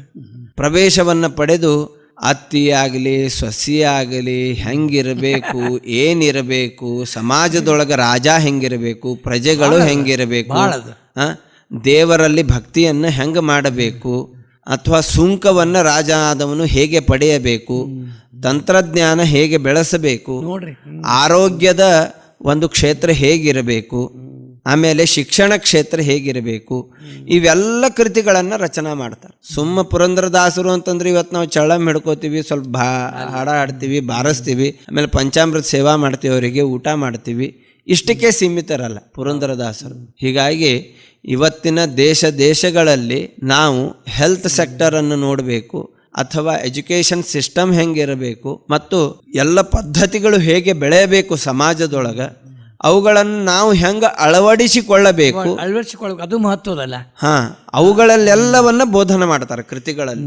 ಸಣ್ಣ ಮೆಣಸಿನಕಾಯಿ ಕಾಣಿಸ್ತಂತ ಪುರಂದರದಾಸರಿಗೆ, ವಾಹ್ವಾರೆ ಮೆಣಸಿನಕಾಯಿ ಅಂತ ಹಾಡ್ತಾರ ಅದನ್ನ. ಹೌದು, ಬರ್ದಾರ. 1 ತಿಂದ್ರ ಭಾಳ ರುಚಿ ಅಂತ, 2 ತಿಂದ್ರ ಬೇಕಂತ ಅನಸ್ತಂತ, 3 ತಿಂದ್ರ ಭಾಳ ಉರಿ ಆಗಿಬಿಡತ್ತಂತ. ಹೀಗೆ ಆ ಮೆಣಸಿನಕಾಯಿಯ ಮೇಲೆ ಒಂದು ಪದ್ಯವನ್ನ ರಚನಾ ಮಾಡ್ತಾರೆ. ಹಾಗೆ ಪುರಂದರದಾಸರು ಅಂದ್ರೆ ಸಣ್ಣದ ಅದು ಆಡ ಮುಟ್ಟದೇ ಇರುವಂತಹ ಗಿಡ ಇಲ್ಲ ಅಂತಂತಾರ, ಹಂಗ ಅವರು ಮುಟ್ಟದೇ ಇರುವಂತಹ ಕ್ಷೇತ್ರನೇ ಇಲ್ಲ. ಅಷ್ಟು ಸುದೀರ್ಘವಾಗಿ ಏನ್ ಸಂಬಂಧ ಬರ್ತಾವ ಅದ್ರ ಮೇಲೆ ಪ್ರತಿಯೊಂದನ್ನು bed to paste to bed ತನ, ಮುಂಜಾನೆ ನಾವು ಯೂಸ್ ಮಾಡೋ ಪೇಸ್ಟ್ ಇಂದ ಹಿಡ್ಕೊಂಡು ರಾತ್ರಿ ಮಲ್ಕೊಳ್ಳೋ ಬೆಡ್ ವರೆಗೆ ನಮಗೆ ಏನೇನು ಬೇಕು ಲೌಕಿಕವಾಗಿ ಏನೇನು ಬೇಕು ವಸ್ತುಗಳು ಅದನ್ನು ಬೋಧನೆ ಮಾಡ್ಯಾರ. ಮತ್ತು ನಾವು ಮಾನಸಿಕವಾಗಿ ಹೆಂಗೆ ಶುದ್ಧರಾಗಿರಬೇಕು, ನಾವು ಹೆಂಗೆ ಭಕ್ತಿ ಮಾಡಬೇಕು, ಮತ್ತು ವಾಚಿಕವಾಗಿ ನಮ್ಮ ಮಾತುಗಳು ಹೇಗಿರಬೇಕು, ಎದುರಿಗೆ ಕೂತ ವ್ಯಕ್ತಿಯ ಜೊತೆಗೆ ನಾವು ಹೆಂಗೆ ಮಾತಾಡಬೇಕು, ಕಾಯಿಕ ವಾಚಿಕ ಮಾನಸಿಕವಾದ ಶುದ್ಧತೆಯೂ ಕೂಡ ಹೇಗಿರಬೇಕು, ಇದೆಲ್ಲವನ್ನ ಪುರಂದರದಾಸರು ತಮ್ಮ ಕೃತಿಗಳಲ್ಲಿ ಬೋಧನೆಯನ್ನ ಮಾಡ್ತಾರೆ. ಹೀಗಾಗಿ ಪುರಂದರದಾಸರು ಇವತ್ತು ಕನ್ನಡ ಭಾಷೆ ಅಗಾಧವಾದ ಸಾಹಿತ್ಯದ ಭಂಡಾರವನ್ನ ಪಡೆದಿದೆ ಅಂತಂದ್ರೆ ಅದರೊಳಗ ಒಬ್ಬ ಮಹಾಪಿತಾಮಹರು ಅಂತಂದ್ರೆ ಪುರಂದರದಾಸರು. ಇವತ್ತೆಷ್ಟೋ ಕೊಡುಗೆ ಯಾರು ಕೊಟ್ಟಿಲ್ಲ ಅಂತ ಅನಿಸ್ತದ. ಹಾಗೇನೆ ಎಷ್ಟು ಲಕ್ಷದೊಳಗ ಕೃತಿಗಳ ಅಂದ್ರ ಅವುಗಳ ಬಗ್ಗೆ ಬರೆದ್ರು ಬರೆಯುವುದಲ್ಲ, ನಮಗಾಗಿ ಬರ್ದಾರಲ್ಲ, ಮುಂದೆ ಈ ರೀತಿ ಬರ್ತದ ಅಂತ ತಿಳಿದು. ಈ ಕಲಿಗಾಲದೊಳಗ ಅವ್ರು ಬರೆದ ಕೀರ್ತನೆಗಳೆಲ್ಲ ನಮ್ಮ ಸತ್ಯ ಆಗ್ಲಿಕ್ಕತ್ತಾವಲ್ಲ. ಹೌದು, ಹೇಳ್ರಿ. ಹೀಗಾಗಿ ಅಲ್ಲ ಅಂದ್ರೆ ಬರೆಯುವುದಷ್ಟೇ ಅಲ್ಲದೇನೆ ಅವುಗಳನ್ನ ಸಂಗ್ರಹ ಮಾಡಿ ಇಟ್ರು ಇವತ್ತಿಗೂ ಆದ್ರೆ ಅವು ನಾವು ಹೊರಗೆ ತೆಗಿಬೇಕು ಅಂತಂದ್ರೆ ನಮಗೆ ಆಗಿರುವಂತಹ ಒಂದು ಏನಪ್ಪಾ ಅಂತಂದ್ರೆ ಒಂದು ಸಾಮಾಜಿಕವಾದ ಬಲ ನಮಗೆ ಬೇಕು. ಹೌದು, ಸಾಮಾಜಿಕ ಬಲ ಅಂತನೂ ಶಬ್ದಕ್ಕೆ ಹಂಗೇನು ತಪ್ಪರ್ಥಲ್ಲ. ಭಕ್ತಿ ಪಂಥದೊಳಗೆ ನಾವು ಇನ್ನೂ ಹೆಚ್ಚಿಗೆ ಮುಂದೆ ಹೋಗಬೇಕು ಅಂತನೂ ವಿಷಯದೊಳಗೆ ಈ ಮಾತನ್ನು ಹೇಳಿಕತ್ತೀನಿ. ಅಂತಹ ಒಂದು ಅವರ ಕೃತಿಗಳ ಒಂದು ಸಂಶೋಧನೆ ಆಗಬೇಕು. ಕನಿಷ್ಠ ಪಕ್ಷಕ್ಕೆ ಅವರು ಏನೇನು ಹಾಕಿ ಕೊಟ್ಟಾರ, ಕೃತಿಗಳಲ್ಲಿ ಏನೇನು ಅಳವಡಿಸ್ಯಾರ, ಅವನ್ನು ಇವತ್ತಿನ ಸಮಾಜದ ಧುರೀಣರು ಕೂಡ ನೋಡಬೇಕು. ಅವರು ಈ ಕೃತಿಗಳಲ್ಲಿ ಅವ್ರು ಏನು ಹಾಕಿಕೊಟ್ಟಾರ. ನಾವು ಹಂಗಾದರೂ ಒಂದು ಶಿಕ್ಷಣ ಪದ್ಧತಿ ತರುಣು. ನಾವು ಸಣ್ಣವರೆಲ್ಲ ಓದಬೇಕಾದಾಗ ಆ ಪುರಂದರದಾಸರ ಪದ್ಯವನ್ನೇ ಹೇಳಿಸ್ತಿದ್ರು ನಮಗೆ. ಏನದು, ಗಿಳಿಯ ಮರಿಯನ್ನು ತಂದು ಪಂಜರದೊಳಗೆ ಪೋಷಿಸಿ ಕಲಿಸಿ ಮೃದ ನುಡಿಗಳನ್ನು ಆಲಿಸಿ ನೋಡ್ರಿ. ಹೀಗೆ ಪುರಂದರದಾಸರ ಆ ಒಂದು ಕೃತಿಗಳನ್ನು ನೋಡ್ತಿದ್ವಿ. ಪುರಂದರದಾಸರು ಅಂತ ಅಷ್ಟೇ ಅಲ್ಲ, ಸಂತ ತುಕಾರಾಮರದು ಮತ್ತು ತುಳಸಿದಾಸರದು ನಾವು ಅನೇಕ ಕೃತಿಗಳನ್ನು ಕಾಣುತ್ತೀವಿ. ಆದರೆ ಅದು ಭಾಷಾಕ್ಕೆ ಹೆಂಗೆ ಸೀಮಿತವಾಗಿ ಹಿಂದಿ ಭಾಷೆಯಲ್ಲಿ ತುಳಸಿದಾಸರಾದರೋ ಹಾಗೆ ಕನ್ನಡ ಭಾಷೆಯಲ್ಲಿ ಈ ಪುರಂದರದಾಸರು. ಇವರು ದಕ್ಷಿಣ ಭಾರತದ ತುಳಸಿದಾಸರು ಅಂತಂದ್ರೂ ತಪ್ಪಿಲ್ಲ, ದಕ್ಷಿಣ ಭಾರತದ ಸಂತ ತುಕಾರಾಮರು ಅಂದರೂ ತಪ್ಪಿಲ್ಲ, ಇವರು ಒಂದು ನರಸಿ ಮೆಹ್ತಾ ಅಂತಂದ್ರೂ ಕೂಡ ತಪ್ಪಿಲ್ಲ. ಹಾಗೆ ಕನ್ನಡ ಭಾಷೆಯಲ್ಲಿ ಕನ್ನಡೀಕರಣ ಮಾಡಿ ಆ ಎಲ್ಲ ಪದಪುಂಜಗಳನ್ನು, ಭಕ್ತಿಯ ಒಂದು ರಸವನ್ನು ಅವುಗಳಿಗೆ ಕೊಟ್ಟು, ಶ್ರದ್ಧೆಯ ರಸ, ಭಗವಂತನ ಮಹಾತ್ಮೆ ಎಂಬಂತಹ ರೂಪಗಳನ್ನು ಅವುಗಳಿಗೆ ಕೊಟ್ಟು ಪುರಂದರದಾಸರು ಅಂತಹ ಒಂದು ಅಗಾಧವಾದ ಸಾಹಿತ್ಯದ ಭಾಂಡಾರವನ್ನು ನಮಗೆ ಕೊಟ್ಟು ಹೋಗ್ಯಾರ. ಹೀಗಾಗಿ ಇನ್ನು ಇದಕ್ಕಿಂತಲೂ ಹೆಚ್ಚಿಗೆ ಏನು ಬೇಕು? ರೊಕ್ಕ ಕೊಟ್ರೆ ಮುಗಿದು ಹೋಗ್ಬಿಡುತ್ತೆ.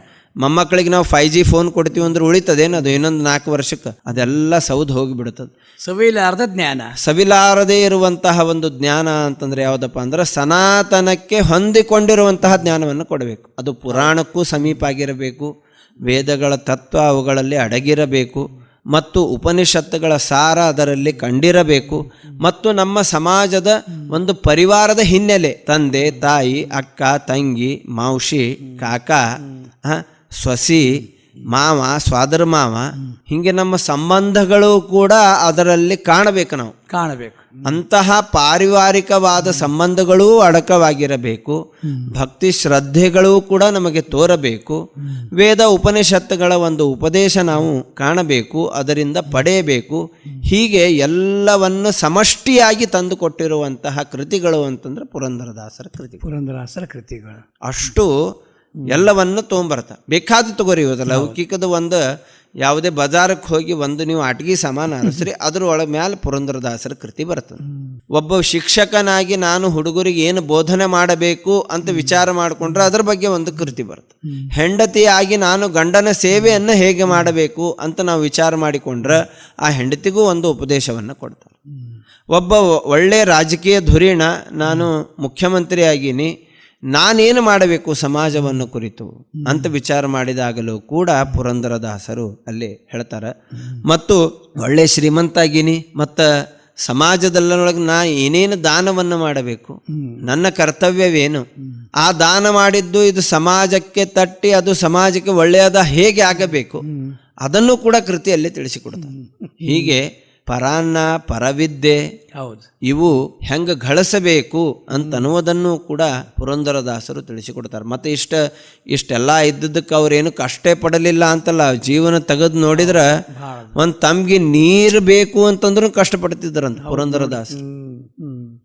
ಅಂತಹ ಒಂದು ಕಷ್ಟಮಯವಾದ ಜೀವನವನ್ನು ಸ್ವೀಕಾರ ಮಾಡಿ ಅಂತಹ ಜೀವನದೊಳಗೆ ಕೃತಿಯನ್ನು ರಚನೆ ಮಾಡ್ತಾರೆ. ದಾಸರಾಗಿ ಎಲ್ಲೋ ಕೂತ್ವಿ, ಎಲ್ಲೋ ಚಲೋ ಫಂಡಿಂಗ್ ಆಗ್ಲಿಕ್ಕತ್ತು, ಚಂದ ಮಠ ಮಾಡ್ಕೊಂಡಿದ್ವಿ, ಆಮೇಲೆ ಇಲ್ಲ ಅಲ್ಲೆಲ್ಲಿ ಬರ್ತಿದ್ರು, ಅವರಿವರು ಬಂದು ದಾನ ಮಾಡಿ ಕೊಟ್ಟು ಹೋಗ್ತಿದ್ರು ಅಂತ ಯಾವ ಹಿನ್ನೆಲೆಯೂ ಕೂಡ ಇಲ್ಲ. ಗಲ್ಲಿ ಒಳಗೆ ದಿಲ್ಲಿ ಸೆ ಗಲ್ಲಿ ತಕ್ಕಂತ ಹೇಳ್ತಾರಲ್ಲ, ಹಂಗೆ ಪ್ರತಿಯೊಂದು ಮೇಲುಕೋಟೆ ಚಲುವನಾರಾಯಣ ಸ್ವಾಮಿಯನ್ನು ಹಿಡಿದುಕೊಂಡು ಇತ್ಲಾಗ ರಾಮೇಶ್ವರ, ಅತ್ಲಾಗ ಅಟಕ್ಕಿಂದ ಹಿಡ್ಕೊಂಡು ಕಟಕ್ತನ, ಇತ್ಲಾಗ ಇವತ್ತಿನ ಕಾಂದಾಹಾರ ಅಲ್ಲಿ ಹಿಡ್ಕೊಂಡು ಹಿಂಗ್ಲಾಜ ಮಾತಾಯಿಂದ ಹಿಡ್ಕೊಂಡು ಇಲ್ಲಿ ಕೊನೆಗೆ ಕೇರಳದ ಆ ಪ್ರಾಂತದವರೆಗೆ ಎಲ್ಲ ಕಡೆಗೂ ಸುತ್ತಾರೆ, ಎಲ್ಲ ಕಡೆಗೂ ಹೋಗಿ ಬರ್ತಾರೆ. ಎಲ್ಲ ಕಡೆಗೂ ಹೋಗಿ ಬಂದು ಆ ಎಲ್ಲ ಆಯಾ ಕ್ಷೇತ್ರದ ದೇವರಗಳನ್ನು ಸ್ತೋತ್ರವನ್ನು ಮಾಡುತ್ತಾ ನಮಗೆ ಬೋಧನೆಯನ್ನು ತಿಳಿಸಿಕೊಡ್ತಾರೆ. ಅಂದ್ರೆ ಒಬ್ಬ ಸಂಚಾರಿ ದಾಸರು ಅಂತಂದರೂ ಕೂಡ ತಪ್ಪಾಗ್ಲಿಕ್ಕೆ, ಸಂಚಾರಿ ದಾಸರು. ಅಂತಹ ಸಂಚಾರಿ ದಾಸರಾಗಿ ಮೇಲುಕೋಟೆ ನಾರಾಯಣ, ಆಮೇಲೆ ಗುರುವಾಯೂರಪ್ಪ, ಪಶುಪತಿನಾಥ, ಆಮೇಲೆ ಈ ಕಡೆಗೆ ಶ್ರೀನಿವಾಸ, ತಿರುಪತಿ ವೆಂಕಟೇಶ, ಆಮೇಲೆ ಪಂಢರಪುರದ ವಿಠ್ಠಲ, ಆಮೇಲೆ ತೋತಾದ್ರಿ ವೆಂಕಟೇಶ, ಶ್ರೀಮುಷ್ಣ, ಅನಂತ ಪದ್ಮನಾಭ. ನೋಡ್ರಿ ನೋಡ್ರಿ, ಒಂದಲ್ಲ ಎರಡಲ್ಲ 33 ಕೋಟಿ ತೀರ್ಥಗಳು ಅವ ಅಂತ ಹೇಳ್ತಾರೆ ಇಡೀ ಭಾರತದಲ್ಲಿ ಮಹಾನ್ ಭಾರತ. ಮಹಾನ್ ಭಾರತದೊಳಗ ಪುಣ್ಯಭೂಮಿ, ಕರ್ಮಭೂಮಿ, 33 ಕೋಟಿ ತೀರ್ಥಗಳು ಅವ. ಆ ಎಲ್ಲ ತೀರ್ಥದ ಬಗ್ಗೆ ಉದಾಹರಣೆಯನ್ನು ಮಾಡ್ತಾರೆ ನೋಡ್ರಿ. ಅವುಗಳನ್ನು ಉಲ್ಲೇಖ ಮಾಡ್ತಾರೆ. ಅದು ಹೆಂಗ ಬಂತು ನೋಡ್ರಿ, ಅದು ಎಲ್ಲಿಂದ ಬಂತು, ಅದಕ್ಕೆ ಯಾರು ಸ್ವಾಮಿ, ಅದರ ಹಿನ್ನೆಲೆ ಏನು. ಈಗ ಮೊದಲಗಟ್ಟಿ ಹಣಮಪ್ಪ ಅಂತ ನಾವು ಕೇಳ್ತೀವಿ. ಇದು ಎಲ್ಲಿ ಬರ್ತದಂತಂದ್ರ ಕೊರ್ಲಳ್ಳಿ ಹತ್ತಿರ ಬರ್ತದೆ. ಕೊರ್ಲಳ್ಳಿ ಹತ್ತಿರ ಮೊದಲಗಟ್ಟಿ ಹಣಮಪ್ಪ. ಅದ್ರದ್ದು ಏನಪ್ಪಾ ಅಂತಂದ್ರೆ ಹಿನ್ನೆಲೆ ಮೊದಲ ಭೇಟಿ ಹನುಮಪ್ಪ. ಅಂದ್ರೆ ಸುಗ್ರೀವ ಮೆಸೇಜ್ ಕೊಡ್ತಾನೆ ರಾಮದೇವ್ರಿಗೆ, ಇಲ್ಲ ಒಬ್ಬ ಆಂಜನೇಯ ಅಂತಿದ್ದಾನ ಮಾರುತಿ, ನಾವೆಲ್ಲ ಪಂಚರ್ ಆಗಿಬಿಟ್ಟಿವಿ, ಸೀತಾದೇವಿ ಎಲ್ಲಿದ್ದಾಳ ಅಲ್ಲಿ ಹೋಗಿ ನಾವು ನೋಡ್ಕೊಂಡ್ಬಂದು ನಿನಗೆ ಮೆಸೇಜ್ ತಿಳಿಸುವಷ್ಟು ಕೋತ ನಮ್ಮಲ್ಲಿ ಇಲ್ಲ. ಆದ್ರೆ ಒಬ್ಬನೊಳಗೆ ಅದ ಅಂತಂತ. ಅವ ಯಾರಪ್ಪ ಅಂದ್ರೆ ಅವ ಹನುಮಂತ ಅಂತ ಹೇಳ, ರಾಮದೂತ. ಆ ರಾಮದೂತ ಹನುಮಂತನನ್ನ ಮೊದಲಿಗೆ ಭೇಟಿ ಮಾಡಿಸುವುದಕ್ಕಾಗಿ ಸುಗ್ರೀವ ಕರೆದುಕೊಂಡು ಹೋಗಿರುವಂತಹ ಕ್ಷೇತ್ರ ಮೊದಲಗಟ್ಟಿ ಹಣಮಪ್ಪ ಅಂತಂತಾರೆ. ಮುಂಡ್ರಗಿ ಹತ್ತಿರದ ಅಂತಹ ಆ ಮೊದಲ ಭೇಟಿ ಹನುಮಪ್ಪ, ಮೊದಲಗಟ್ಟಿ ಹನುಮಪ್ಪ, ಆ ಹನುಮಪ್ಪನ ಪೂಜೆಯನ್ನು ಮಾಡ್ತಿರ್ತಾರೆ ಪುರಂದರದಾಸ. ನೋಡ್ರಿ, ಪೂಜೆಯನ್ನು ಮಾಡಿ ಎಲ್ಲ ಆದ ಮೇಲೆ ಇತ್ಲಾಗ ಮನಿಗೆ ಬರಬೇಕು. ಮನಿಗೆ ಬಂದ ಮೇಲೆ ಮುಖ್ಯ ಪ್ರಾಣಿಗೆ ನೈವೇದ್ಯ ತೋರಿಸ್ಬೇಕು. ನೋಡ್ರಿ, ಅವಾಗ ಮಧ್ವಪತಿಗೆ ಹೇಳ್ಬೇಕು, ಹೋಗಪ್ಪ ಮತ್ತೆ ಭಾಳ ಅದ ನಂಗೆ ಮತ್ತೆ ಹೋಗ್ಲಿಕ್ಕೆ ಆಗುದಿಲ್ಲ, ಹೋಗಿ ನೈವೇದ್ಯ ಮಾಡ್ಕೊಂಬಾ ಹನುಮಪ್ಪಗ ಅಂತ ಹೇಳ್ಬೇಕು. ಅವ ಮಧ್ವಪತಿ ಹೋಗಿ, ಪಾಪ ಮಧ್ವಪತಿ ದಾಸರು ಹೋಗಿ ಹನುಮಪ್ಪಗೆ ನೈವೇದ್ಯ ಮಾಡ್ಕೊಂಡ್ಬರ್ಬೇಕು. ಹನುಮಪ್ಪ ತಿಂದು ಬಿಡ್ತಿದ್ದ ನೋಡ್ರಿ. ಬಾಯಾಗ ಅವ ಮಧ್ವಪತಿ ಮುಂದೆ ಹಿಡಿದ ತಕ್ಷಣ ತುತ್ತನ್ನ ಸ್ವೀಕಾರ ಮಾಡಿ ತಿಂದು ಬಿಡ್ತಿದ್ದ. ಪ್ರತ್ಯಕ್ಷ ಪುರಂದರದಾಸರು ಸಿಟ್ಟಿಗೆ ಬರ್ತಿದ್ರು, ಏನಿದು ಎಲ್ಲ ನೈವೇದ್ಯ ತಗೊಂಡು ಹೋಗ್ತಿದ್ದಿ, ಎಡಿ ತಗೊಂಡು ಹೋಗ್ತಿದ್ದಿ, ಎಲ್ಲ ನೀನೇ ತಿಂದು ಬರ್ತೀನು ಅಂತ ಸಿಟ್ಟಿಗೆ ಬಂದ್ಬಿಡ್ತಾರೆ ಮಗನ ಮೇಲೆ. ಸಂಶಯ ಬರ್ತದೆ. ಇಲ್ಲಪ್ಪ, ನಾ ನೈವೇದ್ಯ ಮಾಡಿದ ಮೇಲೆ ಅಲ್ಲಿ ಹೋಗಿ ಹನುಮಪ್ಪ ತಿಂತಾನಂತ, ಏನು ಹಿಂಗೆ ಹುಚ್ಚುಚ್ಚಾರ ಮಾಡ್ತಿ ಅಂತ ಹೇಳಿ ಆಗ ಹೋಗಿ ನೋಡ್ತಾರಂತ ಪುರಂದರದಾಸರು. ನೋಡ್ತಾರ, ನೋಡಿ ಸಾಕ್ಷಾತ್ ಹನುಮಪ್ಪ ನೈವೇದ್ಯವನ್ನು ಸ್ವೀಕಾರ ಮಾಡ್ತಿರ್ತಾನೆ. ಆಗ ಪುರಂದರದಾಸರ ಒಂದು ಕಂಠದಿಂದ ಬಂದಿರುವಂತಹ ಕೃತಿ, ಸೇತು ಕಟ್ಟಲೇಬೇಕು, ಶರಧಿ ದಾಟಲು ಬೇಕು, ಮಾತೆಗೆ ಉಂಗುರವ ಕೊಡಲು ಬೇಕು, ಪಾತಕಿ ರಾವಣನ ಶಿರವ ಕಡೆಯಲು ಬೇಕು, ಸೀತೆಪತಿ ರಾಮನಿಗೆ ನಮಿಸಬೇಕು, ಮಾರುತನೆಯೇಳೆಂದು ಎಬ್ಬಿಸಿದಳಂಜನೆಯು, ಶ್ರೀರಾಮ ಸೇವೆಗೆ ತಡವಾಯಿತೇಳೋ. ನೋಡ್ರಿ ಎಷ್ಟು ಚಂದ ಕೃತಿಯನ್ನ ಮಾಡ್ತಾರ. ಅಲ್ಲ, ನಿನ್ನ ಜವಾಬ್ದಾರಿ ಬಗ್ಗೆ.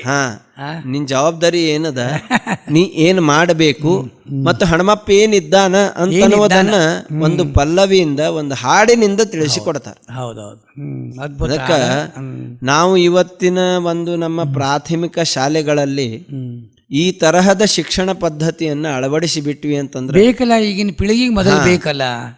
ಅಂದ್ರೆ ಹನುಮಂತ ನಮಗಾಗಿ ಹೇಳೋಗ್ಯಾರ, ನಾವು ಅದನ್ನ ತಿಳ್ಕೊಬೇಕಲ್ಲ. ಪುರಂದರದಾಸರ ಅಂತಾಗಲಿ ಯಾವುದೇ ಸಂತರಾಗಲಿ ಈ ಅವರ ಕೃತಿಗಳನ್ನ ನಾವು ಅಧ್ಯಯನ ಮಾಡಿದ್ವಿ ಅಂತಂದ್ರ ಸಮಷ್ಟಿಯಾಗಿ ನಮಗೆಲ್ಲ ಕಾಣಿಸ್ತದೆ. ನೋಡ್ರಿ, ಇದ್ರೊಳಗೆ ಹನುಮಪ್ಪ ಗುರುತಾದ, ಶರಧಿ ಅಂದ್ರ ಸಮುದ್ರ ಗುರುತಾಯ್ತು, ಅದನ್ನ ಉಲ್ಲಂಘನ ಮಾಡಿದ. ಅದರೊಳಗೆ ನಮ್ಮ ಐತಿಹಾಸಿಕ ಒಂದು ಪೌರಾಣಿಕ ಇತಿಹಾಸನೂ ಬಂತು. ಹೆಚ್ ಫಾರ್ ಹನುಮಪ್ಪ ಅಂತ ನಾವು ಕಲಿಸಿದ್ರ ಹುಡುಗರೆಲ್ಲ ಕಲಿತಾರ. ಅದನ್ನೇ ಹೇಳ್ಬೇಕು. ಹಂಗ ನಾವು ಶಿಕ್ಷಣ ರಾಮ, ಎಸ್ ಫಾರ್ ಸೀತಾ, ಸರಳದಲ್ಲ, ಹುಡುಗರು ಕಲಿತಾವೆ ಇದ್ರೆ. ಹಂಗ ನಾವು ಅಳವಡಿಸಿದ್ವಿ ಅಂತಂದ್ರೆ ಈ ತರಹದ ಒಂದು ಕೃತಿಗಳನ್ನ ಮುಂದಿಟ್ಟುಕೊಂಡು ನಾವು ಪ್ರಾಥಮಿಕ ಹಂತ ಅಕ್ಷರ ಜ್ಞಾನವನ್ನ ಚಿಕ್ಕ ಚಿಕ್ಕ ಬಾಲಕರಿಗೆ, ಸಣ್ಣ ಸಣ್ಣ ಹುಡುಗಿಯರಿಗೆ ನಾವು ಇದನ್ನ ಕೊಟ್ವಿ ಅಂತಂದ್ರೆ ಮುಂದಿನ ಹಂತ ಒಳ್ಳೆ ಸನಾತನ, ಒಳ್ಳೆ ಅಂದ್ರೆ ಇಡೀ ವಿಶ್ವಕ್ಕೇನೆ ಜ್ಞಾನ ಮೇರುವಾಗಿ ನಮ್ಮ ಭಾರತ ತಿರುಗಿ ಉಪದೇಶ ಮಾಡಲಿಕ್ಕೆ ಒಳ್ಳೆ ಒಂದು ಸ್ಥಾನವನ್ನು ಪಡೀತದೆ. ಹೀಗಾಗಿ ಇಂತಹ ಕೃತಿಗಳಿಂದ ನಾವು ಅಧ್ಯಯನವನ್ನು ಆರಂಭ ಮಾಡಿದ್ವಿ ಅಂತಂದ್ರೆ ಅದು ನಿಜವಾಗಿಯೂ ಕೂಡ ನಾವು ಪುರಂದರದಾಸರಿಗೆ ಒಂದು ಕೃತಜ್ಞತೆಯನ್ನು ಹೇಳಿದ ಹಾಗೆ. ಇವತ್ತಿನ ಮಹನೀಯರಿಗೆ ನಾವು ಏನು ಕೃತಜ್ಞತೆ ಹೇಳಬೇಕು ಹೇಳ್ರಿ? ಪುರಂದರದಾಸರ ಆರಾಧನೆ ಬರ್ತದೆ, ಛತ್ರಪತಿ ಶಿವಾಜಿ ಮಹಾರಾಜರ ಒಂದು ಜಯಂತಿ ಬರ್ತದೆ, ಸಂಭಾಜಿ ಮಹಾರಾಜರ ಜಯಂತಿ ಬರ್ತದೆ, ವಾಲ್ಮೀಕಿ ಜಯಂತಿ ಬರ್ತದೆ. ಇವರೆಲ್ಲ ಏನು ನಮಗೇನು ಕೇಳ್ತಾರೆ? ನಮಗೇನು 5G ಮೊಬೈಲ್ ಕೊಡ್ರಿ, ಆಚಾರ, ಅಥವಾ ನಮಗೆ ಹಿಂಗೆ ಇಲ್ಲ ಮನೆ ಬಾಡಿಗೆ ಎಷ್ಟು ಹೆಚ್ಚು ನನಗೂ ಸ್ವಲ್ಪ ಕೊಡ್ರಿ ಅಂತ ಅವ್ರು ಏನಾರು ಕೇಳಿ ಹೋಗ್ಯಾರ ನಮ್ಮ ಕಡೆ. ಏನದು? ಹಾಗಾದ್ರೆ ನಾವು ಕೃತಜ್ಞತೆಯನ್ನು ಸಲ್ಲಿಸಬೇಕಲ್ಲ ಅವರಿಗೆ. ಯಾವ ರೀತಿಯಿಂದ ಸಲ್ಲಿಸಬೇಕು? ಯಾವುದೇ ಮಹಾ ವಿಭೂತಿ ಪುರುಷರಾಗಲಿ ಅವರಿಗೆ ನಾವು ಕೃತಜ್ಞತೆಯನ್ನು ಯಾವಾಗ ನಾವು ಸಲ್ಲಿಸ್ತೀವಿ ಅಂದ್ರೆ ಅವರು ನಡೆದುಕೊಂಡು ಬಂದಿರುವಂತಹ ದಾರಿ ಅಥವಾ ಅವರಿಂದ ರಚಿತವಾದ ಅವರ ಕೃತಿಗಳು, ಅವರ ಗಾಥೆಗಳು.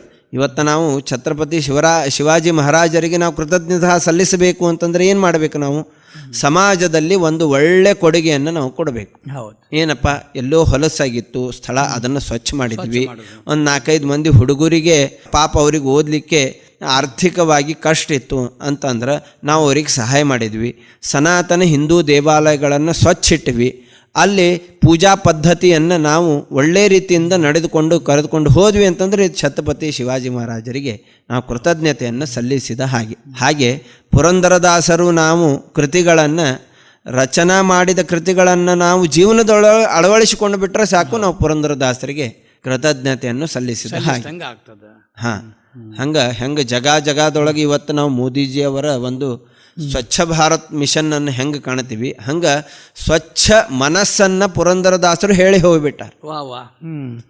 ನಾವು ಮನಸ್ಸನ್ನು ಹೆಂಗೆ ಸ್ವಚ್ಛ ಇಟ್ಕೋಬೇಕು?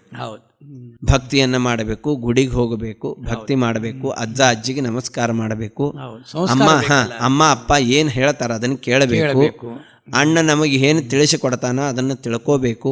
ಸಮಾಜದೊಳಗೆ ಎದುರಿಗೆ ಬರುವಂತಹ ಪ್ರತಿಯೊಬ್ಬ ಪುರುಷರಾಗಲಿ ಸ್ತ್ರೀಯರಾಗಲಿ ಅವರ ತಕ್ಕ ಮಟ್ಟಿಗೆ ನಾವು ಅವರಿಗೆ ಮರ್ಯಾದೆಯನ್ನು ಕೊಡಬೇಕು.